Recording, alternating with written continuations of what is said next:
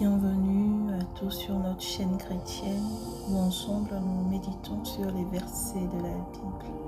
Chaque fois que tu t'inquiètes, tu te détournes de tes objectifs. Bien que nous ne sommes pas Dieu pour connaître la succession des événements de la vie ou l'avenir, cela ne nous empêche pas d'espérer et de continuer à croire à des jours heureux. Pendant nos différents échanges, il arrive que nous utilisions les mots « ne t'inquiète pas ». Croyons-nous, c'est naturellement que nous les employons, tantôt pour consoler, parfois pour rassurer ou encourager une personne.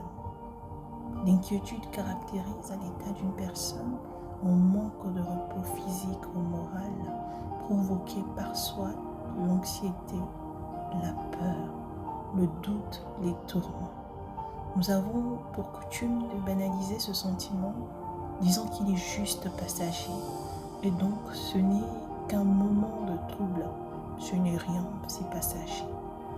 J'ai appris à mes dépens que l'inquiétude est une maladie qui vous ronge de l'intérieur, et plus loin vous affaiblit et vous détruit à petit feu physiquement.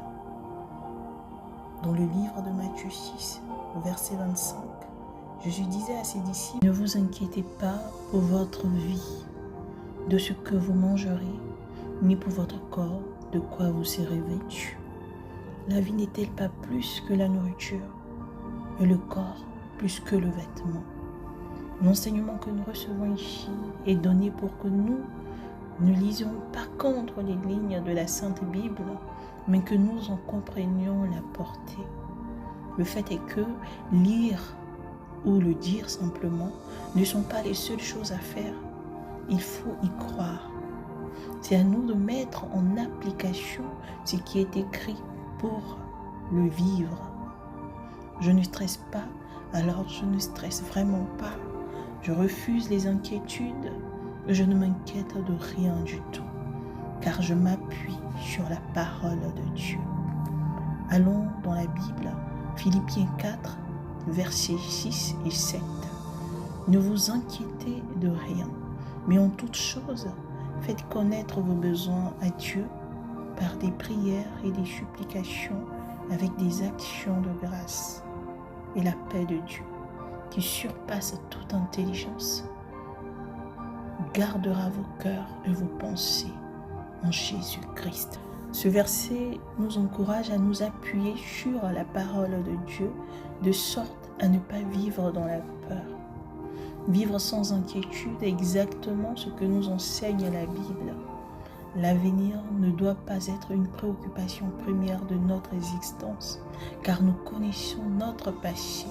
Le présent, nous le vivons, mais le futur n'est au contrôle de personne, à part au pouvoir du Créateur. L'inquiétude nous éloigne de notre habileté intellectuelle. La mémoire n'est plus claire. On devient lent dans la réflexion. On est perdu. On n'a plus le contrôle.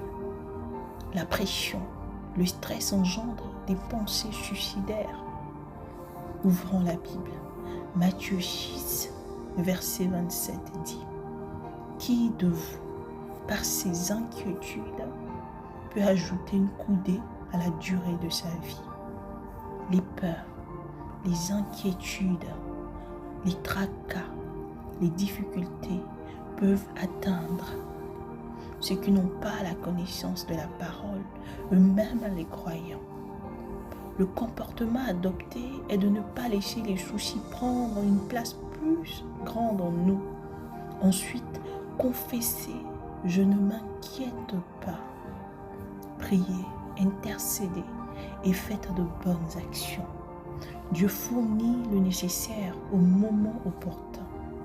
Merci de donner l'occasion à vos frères, de la famille, des collaborateurs, des amis, de découvrir les écrits bibliques en prenant part à la distribution de nos vidéos.